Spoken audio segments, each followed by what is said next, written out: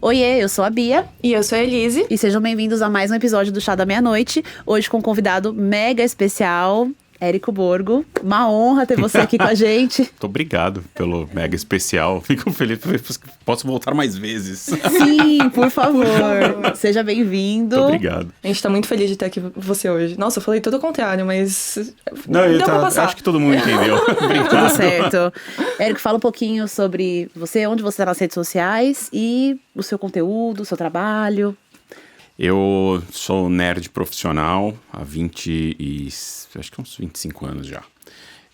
Eu sou cofundador do Omelete, cofundador da CCXP, saí dessas operações em 2020, criei minha própria produtora e hoje estou... Você falou, pô, onde você está nas redes sociais?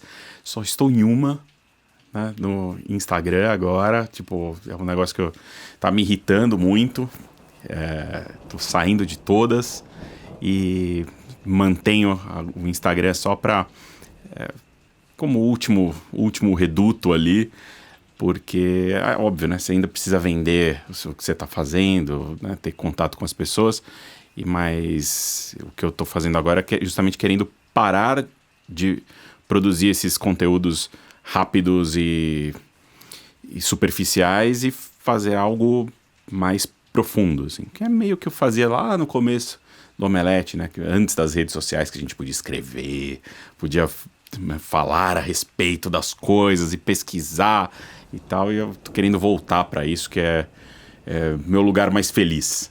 Aquela era dos blogs, né, que hoje em dia quase não existem mais. Pré-blog, eu sou pré-blog. Eu sou pré-blog, o Omelete começou em 2000, né?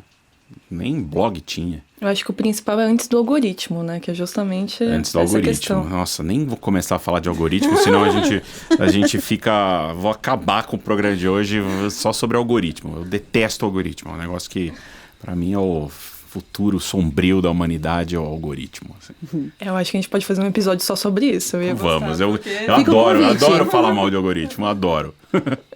E conta pra gente um pouco da sua jornada como leitor, e especificamente como leitor do professor Tolkien. A minha jornada como leitor começou muito, muito novinho, assim, começou criança, porque na minha casa sempre se leu muito. Meu pai lê muito, a minha mãe também, então sempre... Minha casa tinha uma biblioteca, tinha um escritório que tinha uma biblioteca. Então eu cresci com aquilo à disposição. E uma das coisas que eu lembro de relação com leitura mais legal, mais antiga, é que existia um negócio que é engraçado, que são coisas meio cíclicas, né? Algo que parece que está voltando um pouco, que são os clubes de livro. E existia um negócio chamado Círculo do Livro. Nem sei se existe ainda, se existe mais ou tal. Mas era livros por assinatura. Então chegava um catálogo todo mês na nossa casa. E você tinha, acho que, um número de livros, eu não sei exatamente como era, mas acho que meu pai pagava uma assinatura e chegava esse catálogo e ele podia escolher X livros por mês. Que legal. Desse catálogo. E aí ele escolhia os dele, minha mãe escolhia os livros dela e eu podia escolher também um. Minha irmã acho que era muito pequena ainda. E aí eu sempre podia escolher alguns livros e tal. E eu escolhi umas coisas bizarras, assim, tipo, puta, eu li, sei lá, eram os deuses astronautas com 8, 9 anos, assim. Fiquei em pânico, lendo aquilo, em pânico. Muito bom. Ali, pânico de ET, achava que tinha ET dentro da casa, era um negócio assim. E outra coisa, quadrinhos, né? Pô, eu sempre li muito quadrinho, muito, muito, muito, porque o meu pai também tinha um amigo que era um colecionador maluco de HQ, assim, colecionador hardcore de HQs. E ele comprava tudo que saía, absolutamente tudo, cara. E ele comprava e ia empilhando em casa e ele emprestava pro meu pai a granel, assim, tipo, ele punha umas caixas de papelão, ele ia catando coisas, jogando. Então, às vezes chegava faltando número, sabe? O cara ia catando, assim, enfiando na caixa. E meu pai levava pra casa, a gente lia aquilo tudo em um mês, assim, daí ele devolvia aquela caixa e pegava outra caixa. Então, putz, aí eu sempre li muito. Já as obras do Tolkien, demoraram para entrar na minha vida, assim. Demorou bastante, na verdade.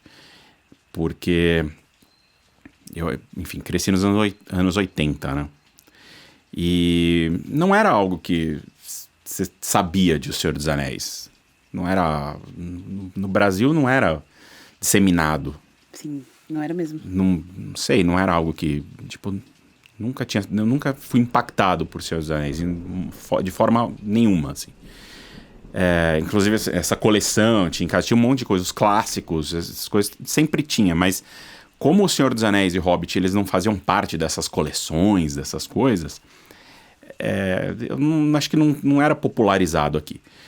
Então eu lembro que teve uma menina na 4ª ou 5ª série que mencionou um Hobbit, porque a gente ia fazer uma peça infantil, e ela mencionou, falou assim, olha, não, a gente podia fazer o Hobbit. E todo mundo olhou e falou assim, eu não sei se ela tinha família americana, sabe, essas coisas.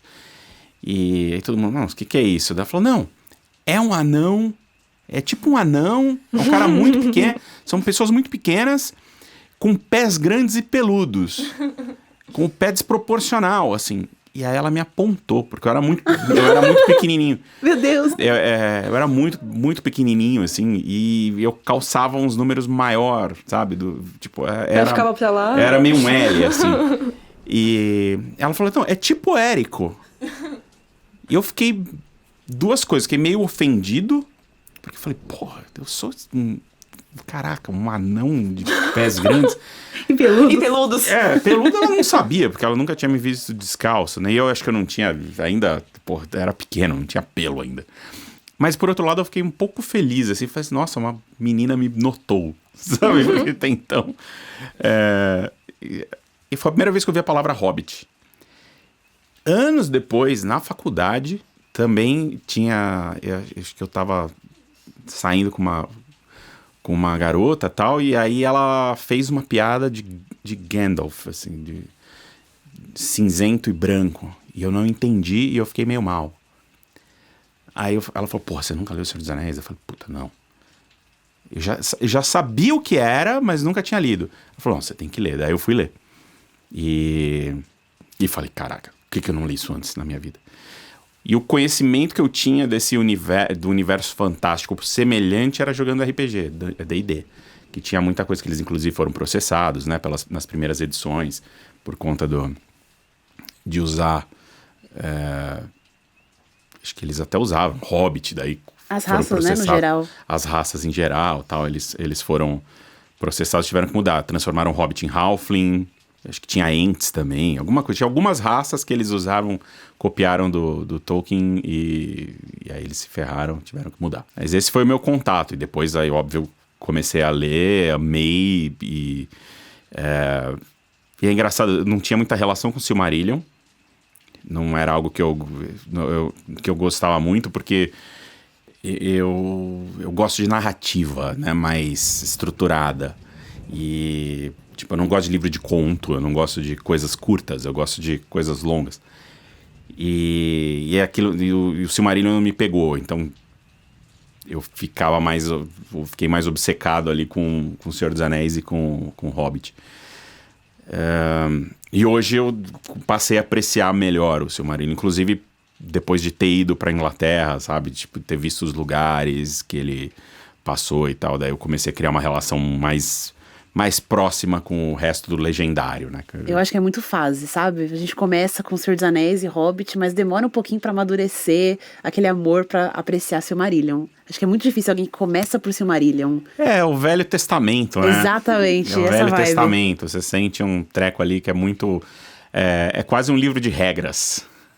É quase o mundo real, na verdade, quando você lê Silmarillion, né? Pergunta, você falou que você gosta de um estilo mais narrativo. Silmarillion não é assim. E tem outros livros que também não são. Tipo Beren e Lúthien. Você curte esses livros? Não. Que são editados pelo Christopher? Não. Assim, não desgosto, mas também não é algo que eu tenho uma... aquela relação, sabe? Tipo, eu sei que, os tolkienistas, eles amam tudo com uma coisa só. Mas é curioso que isso tem a ver um pouco com a minha jornada com relação a criadores. Quando me perguntam assim, qual é o seu personagem favorito da Marvel? Qual é o seu personagem favorito da DC? Eu não tenho.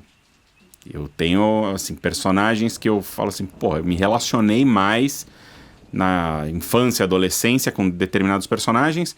Aí eu fico pensando, por quê? Porque existia uma constância no artista que escrevia, sabe? Eu não gostava do personagem, eu gostava do arco. Eu gostava do criador que escrevia aquilo. Então, tipo, amava Tio Patinhas, ler Tio Patinhas, amava.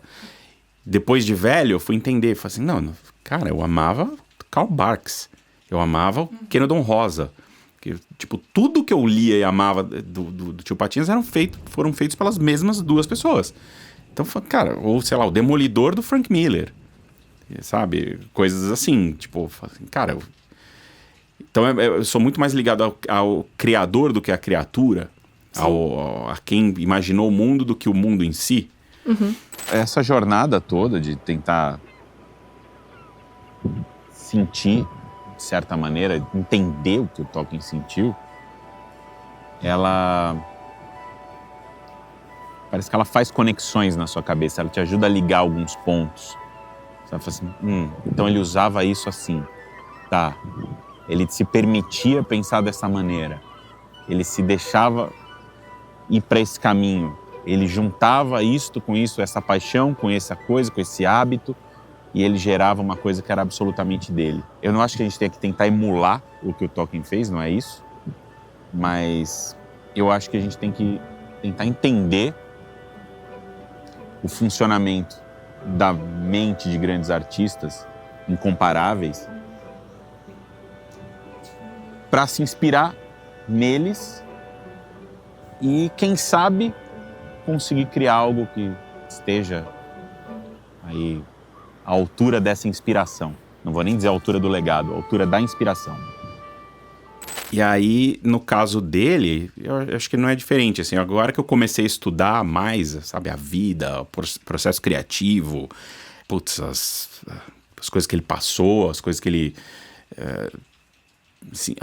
onde ele se inspirava, essa coisa toda e tal, eu tenho um respeito 10 vezes maior ao Tolkien, sabe? Então, tipo... E não necessariamente eu sei os meandros, sabe? A galera que sabe, não, esse casou com aquele que é meio elfo, que veio de não sei aonde, que o pai... Eu não tenho esse conhecimento e ele não me interessa muito, na verdade, sabe? Tipo, conhecer aquela...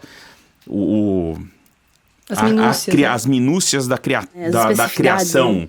E saber onde... como assim você não sabe que para onde vão os elfos e da onde... Eu não memorizo essas coisas. Óbvio, eu vou lá, leio, entendo e depois falo assim, legal, mas tipo, a subcriação dele, né, que ele chamava de subcriação, eu acho ela, pra mim, ela é mais interessante pelo processo do que pelo resultado. Eu gosto muito do processo dessa coisa dele, tipo, como ele transformou suas dores, seus amores, as coisas que ele odiava e como ele transformava isso em arte. Seus traumas, né? Seus traumas, as coisas que ele amava, odiava, tudo isso, o seu tempo, como ele transformou isso em arte. E ao mesmo tempo como ele transformou isso em arte sem ser uma arte alegórica, sem ser um negócio que você lê aquilo e fala assim, isso é tal coisa. Ele fala muito sobre isso, né, no prefácio de Senhor dos Anéis, a diferença de alegoria e aplicabilidade. Ele tinha horror a ser alegórico, ele não queria saber, sabe? Eu sinto que ele achava que isso era menor. Por isso que ele não gostava do Nárnia, né, das Crônicas de Nárnia. E acho muito legal que eles eram amigos, mesmo tendo essa divergência criativa. Inclusive. Pra quem nunca leu O Senhor dos Anéis, no prefácio, explicando rapidamente, né, ele fala muito sobre a diferença de alegoria e aplicabilidade. Alegoria é aquilo que você lê no livro, meio que já vem com a obra, ela é anterior à leitura. Então você lê o livro e você entende o que o autor quis dizer ali, ou qual foi a inspiração dele, ou a crítica que ele quis fazer. E a aplicabilidade acho que seria quase o oposto, né? Você lê o livro e você aplica aquilo na sua vida. Ou algo assim. As inspirações, elas estão lá, mas elas estão escondidas e transformadas em outra coisa. Tem um exemplo bacana, assim, que quando você lê acho que tem algumas versões anteriores do Senhor dos Anéis, ou de alguma das obras, que ele fala de dragões de aço, dragões de ferro, guiados por orcs. Que são tanques de guerra, que ele estava simplesmente transformando um tanque de guerra da Primeira Guerra Mundial, que a Primeira Guerra Mundial foi a primeira guerra a usar tanques. Ele viu tanque de guerra no front, né, porque ele lutou no Somme, que foi uma das batalhas mais sangrentas da história da humanidade e tal, morreram 50 mil, 60 mil pessoas em um dia. E ele viu tanques de guerra lá, ele viu. E ele pegou o tanque de guerra e transformou num dragão de guerra. E depois ele muda de ideia. E ele fala assim, sabe, tipo, pô, é muito óbvio, né? A alegoria é óbvia. E aí ele transforma, ele devolve o dragão a um dragão, ele volta à essência do dragão, que é a essência mitológica que ele amava tanto. Ele trabalha a alma do dragão de um jeito diferente, o jeito como ele é. E isso é como se ele tivesse ali dentro, se tivesse alguma coisa pilotando aquele tanque de guerra. Então ele inverte a parada toda. E aí você não fala que um dragão é um tanque de guerra, porém, numa batalha, né, se o tanque de guerra era imparável ali, o dragão é como se fosse. Então você tem que pensar muito para chegar nessa, né, você tem que entender contexto, você tem que entender contexto histórico, você tem que entender o tempo dele, você tem que entender um monte de coisa para entender o que é aquilo. E a beleza do negócio é que muitas vezes, mesmo assim, você sabendo, estudando, cada historiador dele fala uma coisa e tem um monte de gente que não chega a um consenso e não tem problema nenhum. Eu não tenho consenso, o nosso documentário ele não tá ali para não tá ali, ele não existe ainda, mas ele não vai existir para cravar nada. Não é para cravar nada, é sobre processo criativo, é sobre o que ele via e como ele transformava. E tem coisas lá, tipo, nossa, você anda pela Inglaterra, todo lugar que tem um bosque com árvores, mas os caras têm uns carvalhos, uns olmos lá que tem 500 anos, né, 400 anos, e eles são todos retorcidos e tem uns mais altos, uns mais baixos. Você fala, cara, entes. Ele era apaixonado por árvores, né? Apaixonado, cara. Tinha árvore favorita. Quem que tem árvore favorita? Eu não conheço nenhuma pessoa que tenha falado, nossa, essa aqui é minha árvore favorita. Não é que ele tem um tipo de árvore favorita, ele tem uma árvore favorita, tinha um nome. A árvore tinha um nome que ele deu a partir de uma escultura grega famosa. E nesse processo eu queria entender como surgiu a ideia de você fazer esse documentário. A ideia veio da seguinte maneira, assim, eu passei 24 anos da minha vida criando conteúdo para a internet. O tipo de conteúdo da internet que a internet passou por ele, eu fiz. Exceto dancinha. Não, fiz também. Deve ter uns 2, 3 vídeos de dancinha minha. Não de seguindo coreografia. Não, tem um também. Eu fiz tudo. Gabaritei. A internet, eu gabaritei a internet, tipo, em 24 anos, assim, pô. No começo a gente fazia textos longos, tipo, quando saiu o primeiro Homem-Aranha, a gente publicou no Omelete 45 páginas. Não, o Homem-Aranha foram 60 e tantas páginas sobre o Homem-Aranha, numa época que não tinha Wikipedia.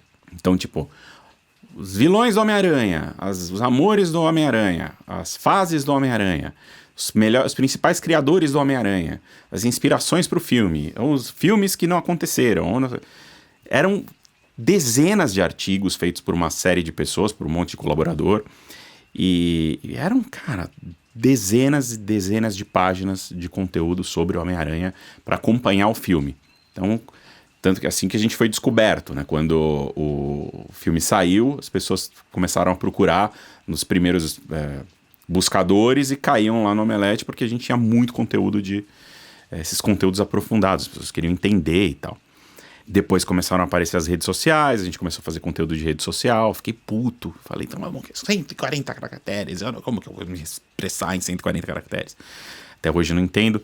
Depois vieram os vídeos, aí eu também fiquei, nossa, vídeo, quem que vai querer ver minha cara? Eu não acredito que isso vai dar certo.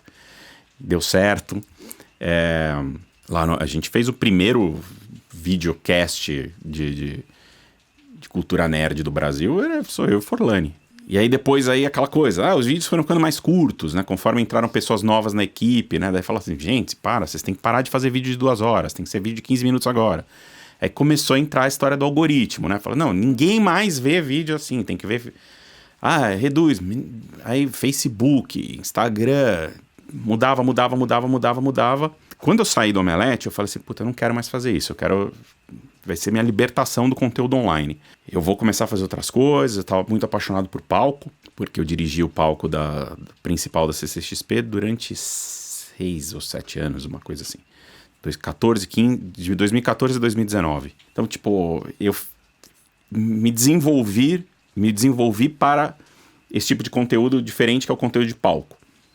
Como é que você entrega uma entrevista que seja diferente, sabe? Com pirotecnia e entradas legais e momentos.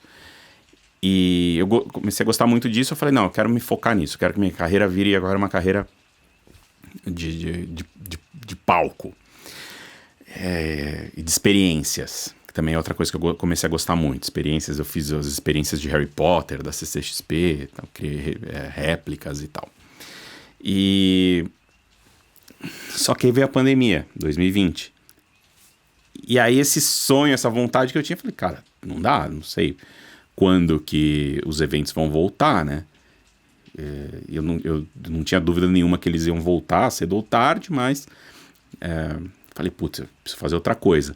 Aí durante 2020 eu escrevi um livro, escrevi minha história da cultura nerd no Brasil misturado com a minha autobiografia, que chama Nerd, e escrevi esse livro em 2020, ajudei umas paradas com a galera do cinema, tal, que estava também meio desesperada, que fazer, que os cinemas estavam fechados. E aí no final, por conta dessa relação que eu tive com os cinemas, a galera do Cinemark me convidou e falou assim, pô, Érico, beleza, você tá 1 ano aí fora do conteúdo, tal, tá na hora de você voltar. E eles fizeram uma puta proposta legal e eu topei. E eu passei mais 2 anos, aí eu voltei a fazer aquilo que eu não queria mais fazer. Uhum. No começo foi muito legal, porque eu tinha carta branca para fazer o tipo de conteúdo que eu quisesse, sem nenhum tipo de preocupação eu não tinha meta de crescimento, essas coisas, eu não tinha que impactar X pessoas. O cara falou, não, faz o que você quiser fazer, completamente livre. E eu falei, não, porque eu não vou fazer vídeo de 10 minutos. Eu falei, ninguém tá te falando de fazer vídeo de 10 minutos, faz o vídeo que você quiser. Aí eu fazia uns vídeos de 2 horas. Voltando às origens. Voltei, porque é o que eu gosto, né? E voltei, fiquei mais 2 anos, só que aí, é inevitável, assim, porque existe uma frustração, mesmo que você tenha uma constância no trabalho. Cara, passava 1 mês para fazer um vídeo, tipo, entre pesquisa, criar as telas, que eu criava tudo, que eu fazia, tipo, uns PDFs, umas apresentações para acompanhar. Aí, pô, era tanto esforço, daí daquelas horas de entrega, e o negócio não ia pra ninguém, porque... Né? E o canal crescendo, o canal chegou a 200 mil inscritos e tal, tipo, tava indo super bem. Mas quando você vira, tem um lugar ali que você chega, que você alcança, que ele te coloca em outro patamar e fala, acabou a festa, agora você tem que vir trabalhar com a gente, ou no nosso... agora queremos vídeos de 30 segundos, você tem que fazer short. Eu falei, não quero fazer short. Só que aí você fica com peso na consciência. Fala, puta, tem gente aqui, tem galera agora. Voltei a ter equipe, já tinha 15 pessoas na empresa. Você precisa voltar a entregar. Você precisa, aquela responsabilidade toda do passado me alcançou de novo. Uhum. Fiz isso mais um tempo, e aí chegou uma hora que eu falei, não dá mais, não dá. Eu preciso inverter isso tudo. Falei, não dá mais pra... Falei, não quero mais o canal, não quero mais me sujeitar a isso. Eu acho que eu preciso de um novo momento. Quando eu saí do Omelete, eu queria expandir a minha carreira para lugares que eu nunca tinha ido. Eu falei, preciso voltar para aquele lugar, para aquela vontade. Porra, eu preciso começar a escrever ficção, comecei a escrever ficção, comecei a escrever umas coisas diferentes. Projeto de audiovisual diferente. Série, filme, comecei a mudar. Só que aí eu comecei a pensar, porra, como é que é um processo criativo disso aqui? Será que eu tô no lugar certo? Será que eu tô fazendo do que as outras pessoas fazem? Será que... E eu comecei a estudar criatividade. comecei a estudar processo criativo, e eu fiquei curioso para entender a mente de grandes criativos que me inspiram. E aí eu comecei a estudar um pouco do Tolkien, e aí veio a ideia de fazer assim, e se eu fizesse algo que é quase uma ponte do meu passado, do passado que as pessoas conhecem, assim, o Érico, o criador de conteúdo, que tá aí desde 2000 e tal, e esse próximo que eu quero ser. Assim, como é que eu ligo esse negócio? Assim, cara, fazendo um longa-metragem documental, porém com o meu estilo.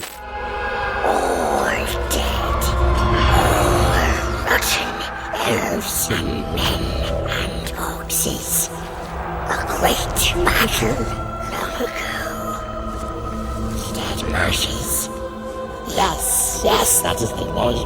E foi aqui das trincheiras, dessa experiência horrorosa de Primeira Guerra Mundial, que ele conseguiu transformar isso em arte. Porque a experiência de andar em cima dos corpos dos amigos, de perder pessoas e tal, a camaradagem que ele teve com outros oficiais aqui, disso ele tirou, por exemplo, os Pântanos Mortos, em que você tem ali o Frodo, o Sam e o Gollum tendo que andar sob aquela água, naquele pântano, aquele charco com rostos de soldados mortos no passado. Então a gente se preocupou muito com isso, assim, o que será visto e como a gente vai mostrar isso. Tipo, tem relevância visual ou a gente só vai falar, estamos aqui? O estamos aqui, ele não nos interessava tanto. Era mais interessante a relevância. Então, tipo, por exemplo, Somme. Então, era muito importante falar do Somme, porque foi onde ele lutou na Primeira Guerra Mundial. Mas o Somme hoje, ele é um lugar de contemplação, assim, são os gramados com umas reentrâncias onde eles tinham as trincheiras, eles não preservaram nada, né? Eles deixaram a natureza retomar o lugar. Então ali, quando eu entendi isso, comecei a olhar foto, falei, cara, é muito uma questão de ir lá e falar assim, foi aqui. Eu falei assim, cara, o que eu gostaria de mostrar? Eu acho que é mais importante a gente mostrar uma trincheira. Com certeza, faz muito mais sentido pra narrativa, né? Mostrar visual. uma trincheira. Fala, cara, imagina isso aqui com corpos no chão, bomba passando, com explosivo, com coisa, com lama, com rato, com... E eu falei, cara, onde eu encontro uma trincheira? Aí comecei a pesquisar. E comecei a encontrar vários museus pela Inglaterra com réplicas de trincheira. Uhum. E encontrei um em Staffordshire, que ficava... Tem um museu militar ali e tal, que tinha um monte de coisa da Primeira Guerra Mundial, que a gente falou, pô, dá pra mostrar como eram as armas, como era o revólver dele como oficial, dá pra gente tentar mostrar isso lá. E dá pra mostrar o sistema de trincheiras, e a gente faz vídeo dentro das trincheiras. Então, eu falei, pô, que legal, tal. Daí comecei a falar assim, pô, é do lado, encontrei vários e encontrei um do lado de Birmingham. Que Birmingham foi um ponto central do documentário, a gente ficou quase uma semana lá, que tinha muita coisa em volta pra visitar. E aí, me deu um estalo. Falei assim, pô, onde ele treinou? Como é que você transforma alguém um estudante de língua inglesa? Como é que você se transforma num nerd em alguém capaz de matar, né? De atirar, matar, baioneta. Ele foi oficial de comunicações, né? Onde ele aprendeu tudo isso? Aí fui pesquisar e descobri que ele aprendeu tudo isso num lugar chamado Brompton Coppice, que fica do lado de Great Haywood, que era do lado desse museu. Então aí as coisas começam a se encaixar, sabe? Fala assim, cara, se a gente for até esse museu, a gente tá mais 20 minutos, chega nesse lugar onde ele treinou.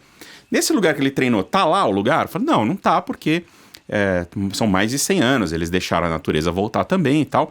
Mas tem umas ruininhas ali que dá pra ir lá. Esse é um lugar talvez legal de falar, pô, aqui, imagina esse lugar, um bosque lindíssimo, um lugar muito agradável de visitar.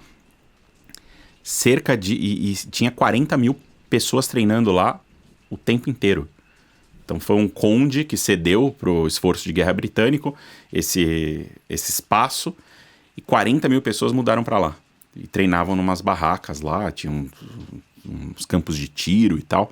E mais de 2 milhões de soldados, acho que entre 1 a 2 milhões de soldados treinaram ali. Passaram por ali, a galera ia lá, treinava uns meses, despachado pra França, pra Bélgica. Era tipo... Era uma linha de produção quase, Era né, uma linha de soldados. produção de soldado e o Tolkien passou lá.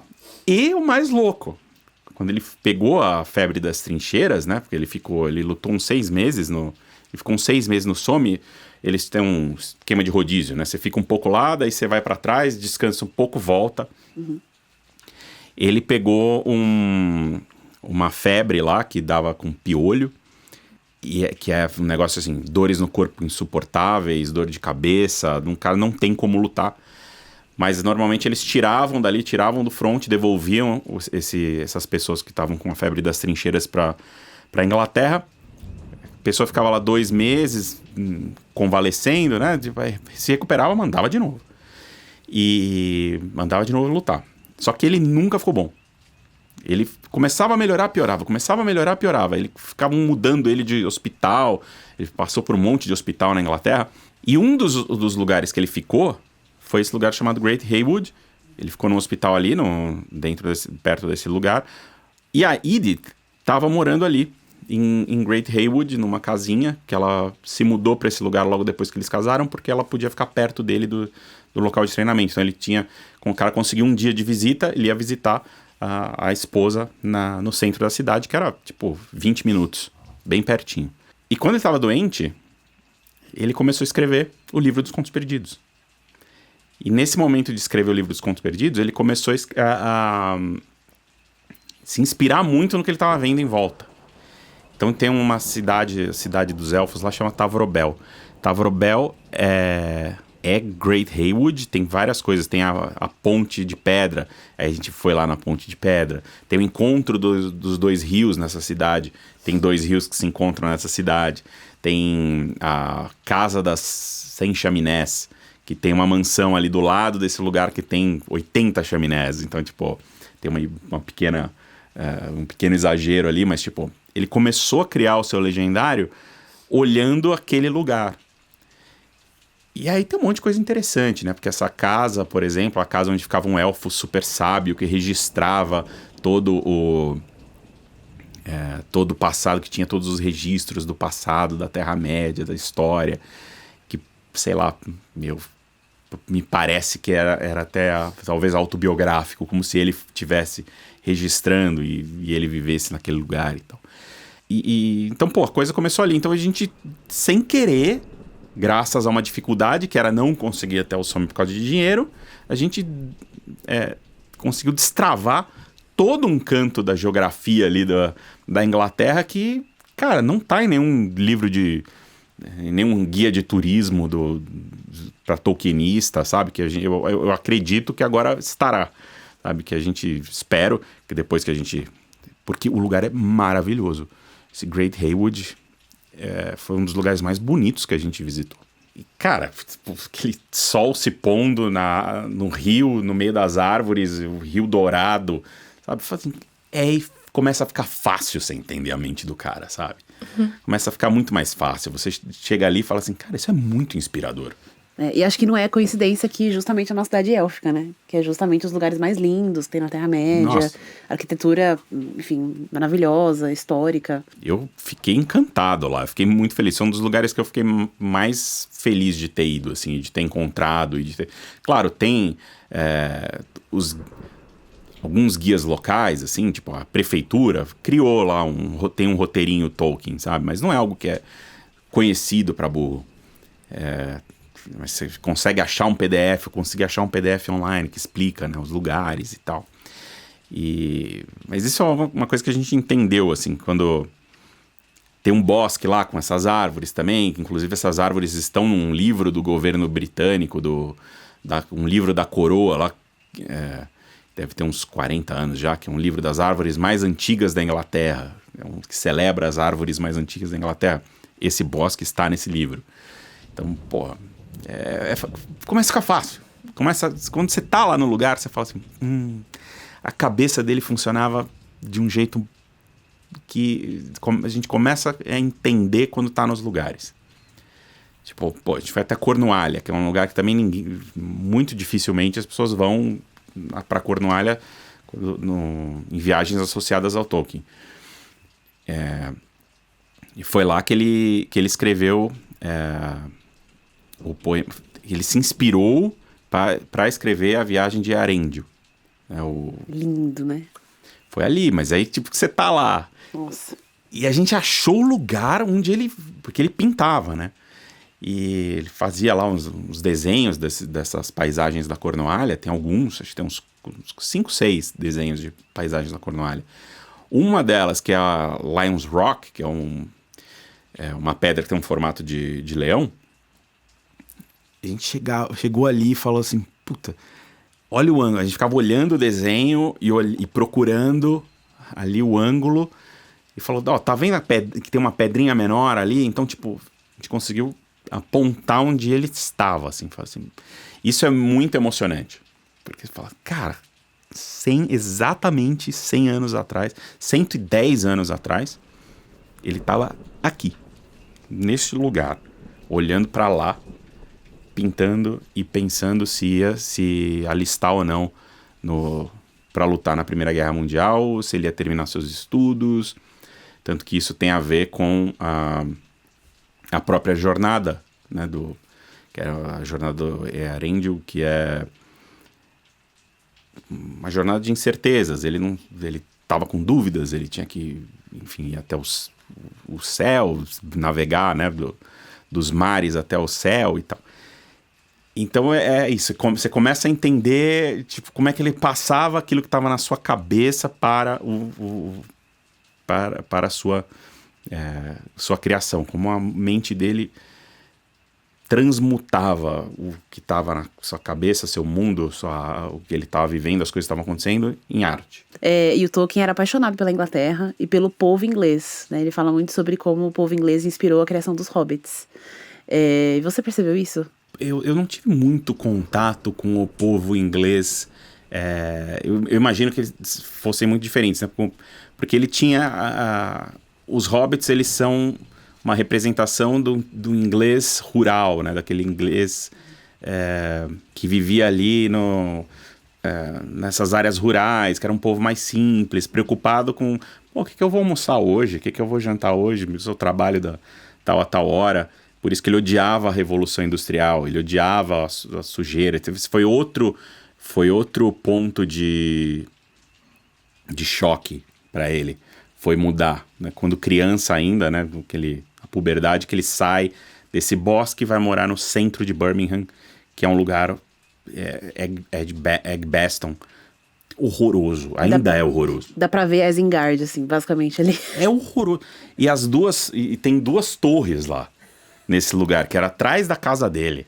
Tem 2 torres lá. E aí você fala, cara, 2 torres, né? Tipo, lugar horroroso, Revolução Industrial. Birmingham ficava pertinho, 40 minutos, de um lugar que se chamava Black Country, que é o estado... Seria o estado sujo, sabe? Porque era de poluição. As pessoas eram os primeiros casos de gente doente por conta de poluição. Problemas respiratórios, que tinha muitos... Os caras começaram a ter usina, ter máquina, fumaça, barulho. Então a galera começou a ficar doente. Ele foi o primeiro lugar do mundo que recebeu esse subproduto da tecnologia da Revolução Industrial. E ele detestava, ele odiava a máquina a combustão, odiava a fumaça, odiava barulho, odiava o que isso estava fazendo com Oxford. Então, de certa forma, ele era um proto-ecologista. Antes da palavra ser... Eu não sei em que momento que a palavra ecologia começou a existir e tal, mas aquele sentimento de ecologia temos que proteger a zona rural, temos que proteger as árvores, temos que proteger a natureza, porque isso aqui não vai dar bom, sabe? Ele já tinha isso lá desde 1910. E aí tem toda a história, né? Daí a mãe morre. De diabetes, não? Diabetes. Diabetes, tipo... A mãe morre, aí, esse é outro impacto gigantesco, porque a mãe morre desamparada pela família, né? Porque ela tinha se convertido ao catolicismo e aí você tem aquela cisão cristã na Inglaterra, né? Tipo, católico era visto como... Desde o início da igreja anglicana teve a perseguição aos católicos. E aí, só que é isso, você começa a ter essa rusga com os católicos. E o Tolkien foi, de certa forma, a mãe dele foi vítima disso, porque ela falou, não, escolheu ser católica. E a família falou, de jeito nenhum, era metade protestante, metade igreja anglicana. Foi inaceitável, cortaram dinheiro, não ajudavam ela, por isso que eles tiveram que mudar para Birmingham. Então começa, sabe, esses traumas todos começam a juntar ali na cabeça do pequeno Ronald, né? E tudo isso tá lá de alguma forma... Transpõe na arte, Transpõe Tudo na isso arte. tá, né? Tudo isso tá lá de um jeito ou de outro. Então, tipo, pô, é isso. Isengard cortando as árvores todas pra fazer, né? Aquela... criar seu exército, fundir as coisas que... Pô, acho que o Peter Jackson, ele pegou esse sentimento de um jeito tão poderoso nos filmes, né? Aquela coisa do tipo... Aqueles buracos na terra e as árvores caindo. Dá uma As árvores dor. gritando, né?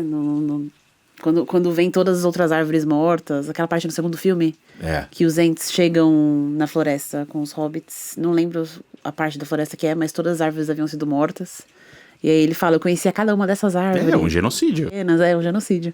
Muito bem feito. É muito bem feito. Seus princípios ali, a fé cristã também, ela tá entranhada ali em vários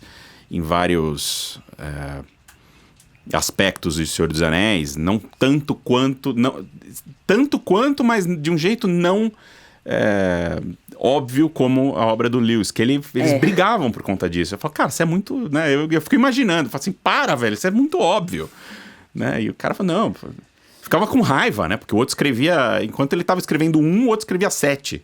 Mas eu também acho que o Tolkien, de certa forma, foi o óbvio. Porque se você lê Silmarillion, quando você começa a ler aquele ponto que você começa a fazer os paralelos com o catolicismo, e é muito parecido a toda a história dele, o Ilúvatar, a criação do mundo. Mas aí é o seguinte, tipo, é Velho Testamento, mas o Velho Testamento, ele é igual a todas as outras mitologias. Justo. Se você pega o trabalho do Joseph Campbell... que ele faz as religiões comparadas, mitologias comparadas, acho que tem uma cultura na história da humanidade que não olhou para o céu, por exemplo, e não viu... Todo mundo via... todas as culturas olhavam para o céu e viam as estrelas e falavam assim, nossa, o que são as estrelas? Né? Elas juntam, então todo mundo olhou para o céu e viu estrela.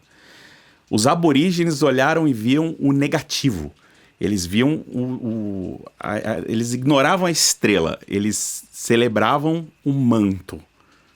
É louco, tipo, uma única cultura. Então, tipo, todo mundo, é muito doido isso. O trabalho do Campbell eu acho formidável por conta disso. Nos livros, o Tolkien não fala sobre a guerra em detalhes. Do tipo, ele não fica se demorando em batalhas, ele não narra as batalhas. Acho que propositalmente, primeiro porque não faz parte do estilo dele, e porque eu acho que não é o objetivo da obra. Ele fala muito mais sobre os efeitos, né, dessas batalhas, sobre o pós, ou sobre como os personagens se sentem.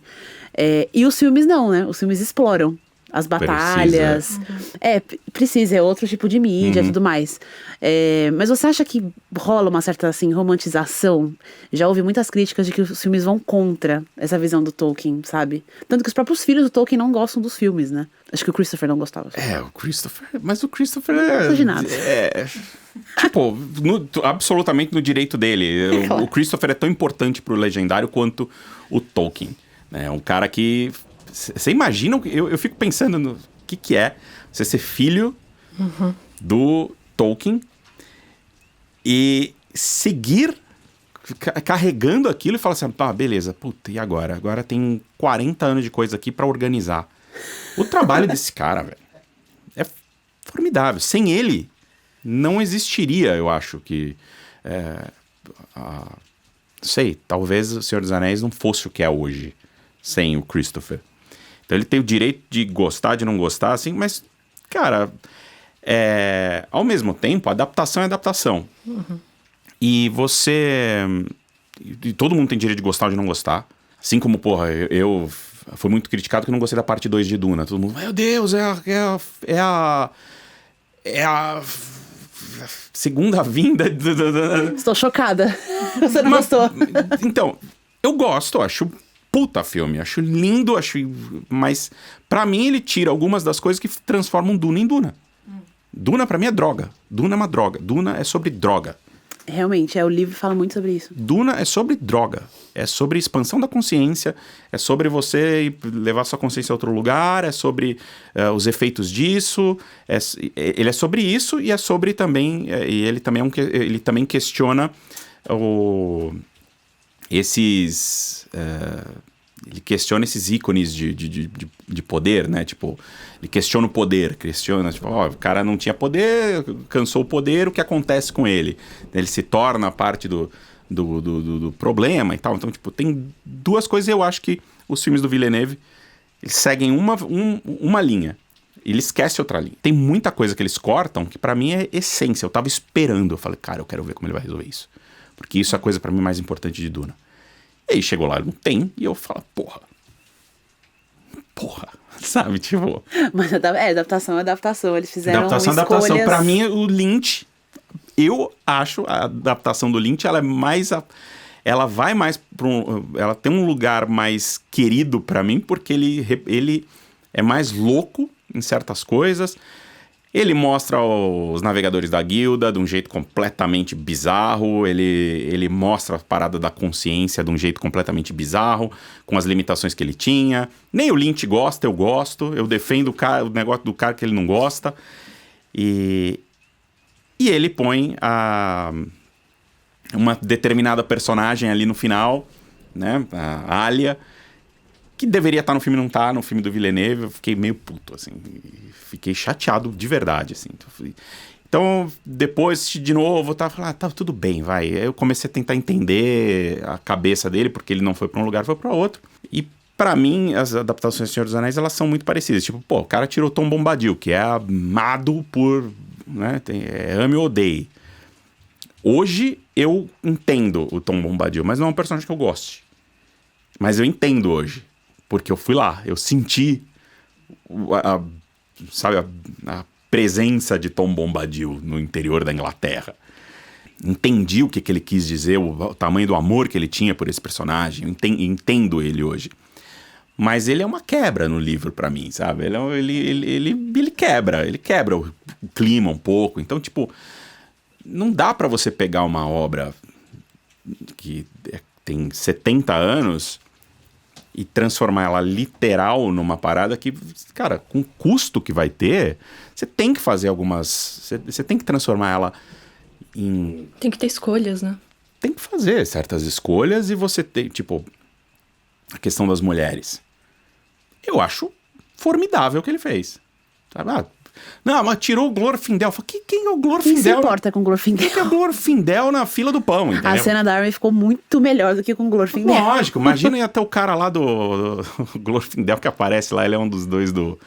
ele faz aquela série da Nova Zelândia lá, como é que é o nome? Esqueci. O ator, ele aparece 3 segundos no filme do Peter Jackson, né? O Glorfindel. Ele aparece lá e fala, pô, coitado. Mas... legal, pô, Liv Tyler, sabe? Caraca, tem que ter, porque é isso, né? Você tem que ter uma representatividade ali, você tem que ter. Uma presença maior mesmo. E eu não entendo, isso é um negócio que eu vou... que tá no documentário, eu ainda tô... Eu ainda tô conversando com os tolkienistas, ainda tô... Porque é muito doido, que todo mundo fala assim, não, porque o Tolkien era super conservador e tal. E tem um monte de coisa na biografia dele que fala o contrário. Ele era absolutamente a favor da educação de mulheres. Quando tinha 10% de mulheres em Oxford tinha cota. Eles estabeleceram cota porque não queriam que ficasse 50-50. Falaram, não, pelo amor de Deus, a gente é cheio de mulher isso aqui. Né? Acho que desde 1880 e pouco podia entrar mulher em Oxford, mas elas não tinham direito de ter diploma. Você podia assistir às aulas no fundo ali, mas não podia ter diploma. Então tinha uma categoria de estudantes que eram as Steamboat Ladies, que eram as damas do barco a vapor. Por quê? Porque elas cruzavam o Estreito da Irlanda, ali o Mar da Irlanda, porque na Irlanda... uma universidade de Dublin tinha um intercâmbio, um convênio com Oxford. Você podia ir para lá, estudar um tempinho e pegar um diploma. Então, as Steamboat Ladies cruzavam o mar da Irlanda para ir lá para pegar o diploma, para falar, cara, eu tenho um diploma, é irlandês, mas eu tenho, é meu. E o Tolkien, ele tinha pupilos, ele dava aula, ele era mentor de uma galera. E metade dos estudantes dele, como mentor, eram mulheres. Então, tipo, Oxford tinha 10% e o cara tinha 50%. Então você vê, e se isso não diz pra gente que ele fazia um esforço consciente de ter estudantes mulheres e de, sabe, e a Priscilla Tolkien falava, cara, ele defendia educação para mulheres, ele achava que precisava, ele defendia a minha educação. Isso não é de forma nenhuma uma visão conservadora no tempo dele, de jeito nenhum. Tava todo mundo falando, queremos uma coisa, e ele falou, não, eu quero o futuro, eu quero outra coisa. Tem lados aí que a gente precisa colocar na balança quando fala uma coisa ou outra, sabe? Não, Tolkien era conservador, ponto. Ele era um conservador hoje?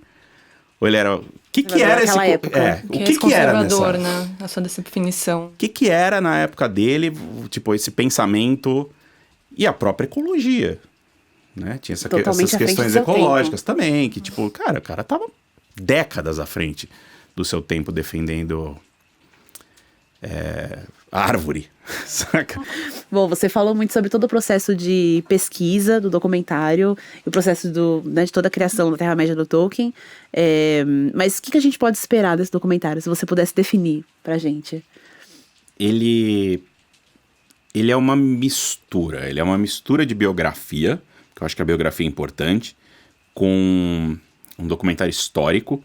Falo muito de história. Para você entender o Tolkien e a Terra-média, você tem que entender a história da Inglaterra, a história do mundo naquele período, a Revolução Industrial. Então, tipo, eu falo... Ele é um documentário... Ele é uma biografia, ele é um documentário histórico e ele é uma busca. Ele é uma busca pessoal. Então vai ter vários momentos meus brisando, de certa maneira, tipo, pensando em coisas, pensando em criatividade, pensando em processos, assim, encantado com certas coisas, pensando na minha própria jornada, na minha própria carreira, onde eu quero ir. Então acho que tem um pedaço que é alguém sendo inspirado pelo Tolkien, que eu espero que as pessoas consigam também se relacionar de alguma maneira, sabe? Tipo, pô, ter esse lado inspiracional do filme, que passa por um monte de coisa, assim, tipo... Eu tenho momentos ali que eu comecei a pensar em coisas que eu nunca pensei na vida, tipo Deus. Eu nunca pensei, eu não sou uma pessoa religiosa, mas falei, pô, eu acho que eu devo isso a ele nesse momento, sabe? Tipo foi lá no caminho que ele fez com o C.S. Lewis, que ele converteu o C.S. Lewis. Falei, cara, eu preciso me dar um momento aqui para pensar nisso, para pensar um pouco em tentar buscar um pouco de fé também, não sei.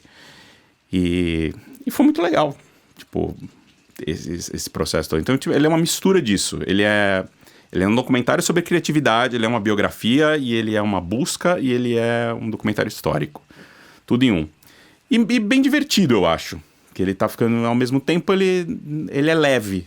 São bastante respeitosos e um pouco mais sérios, mas tem muita coisa, assim, da busca em si, sabe? Dos bastidores, das coisas engraçadas que aconteceram. Acho que a gente tem que fazer o nosso melhor agora, de montar esse filme da melhor forma possível, do jeito mais honesto possível com a gente mesmo e tal, e depois entregar pro mundo e ver o que acontece.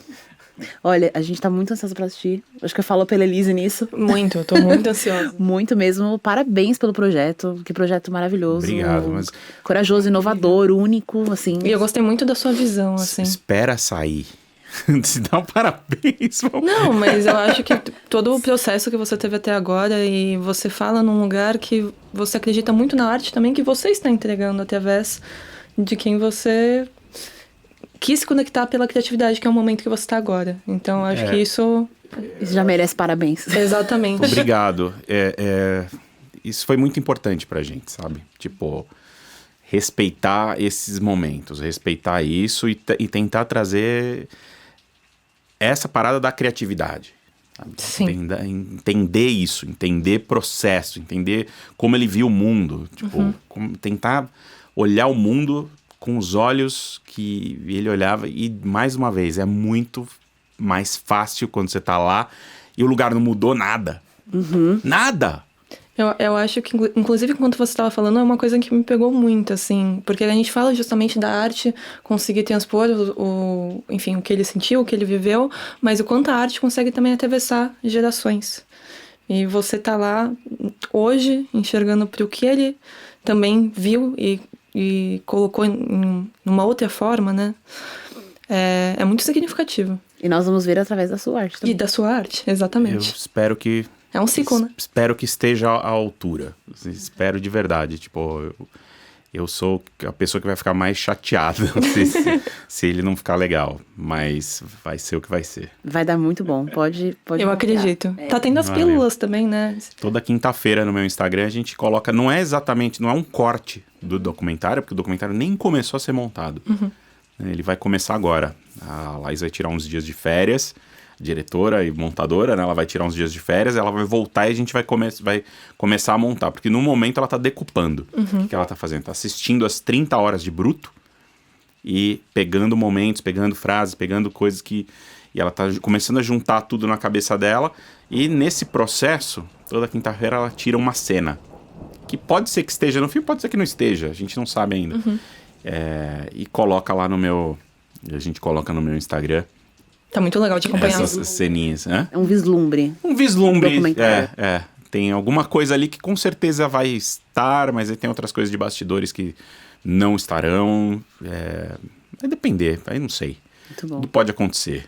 Vale acompanhar. Então acompanhem o Érico Borgo no Instagram. Instagram é Érico Borgo. Tudo Isso junto. mesmo. E muito obrigada novamente por ter Obrigado vindo. vocês pelo convite. Nossa, foi adorável. E outra coisa legal, né? A gente tá fazendo a trilha aqui, neste estúdio, né? Com o João Alfredo, no Transient. E que tá, porra, a gente adora vir aqui também, trabalhar com ele. E o processo criativo dele também, sabe? É inspirador pra gente, ver como que a gente tá resolvendo música, Então, porra, tá tudo conectado. Então, tô feliz de estar aqui pra também... devolver de alguma forma. Claro. Não é a Inglaterra, mas esperamos que você tenha se sentido, de certa Não, me forma, senti- acolhido pela Terra-média. Estou acolhido. Muito bem. Foi muito bom te receber. Valeu, E obrigado. sempre que você quiser voltar, a cabana está aberta. Boa. Isso mesmo. Bom, pessoal, é isso. Muito obrigada por nos assistir e nos acompanhar. Sigam o Érico no Instagram. E a gente se vê no próximo A episódio. gente se vê na próxima. Tchau, tchau. Tchau.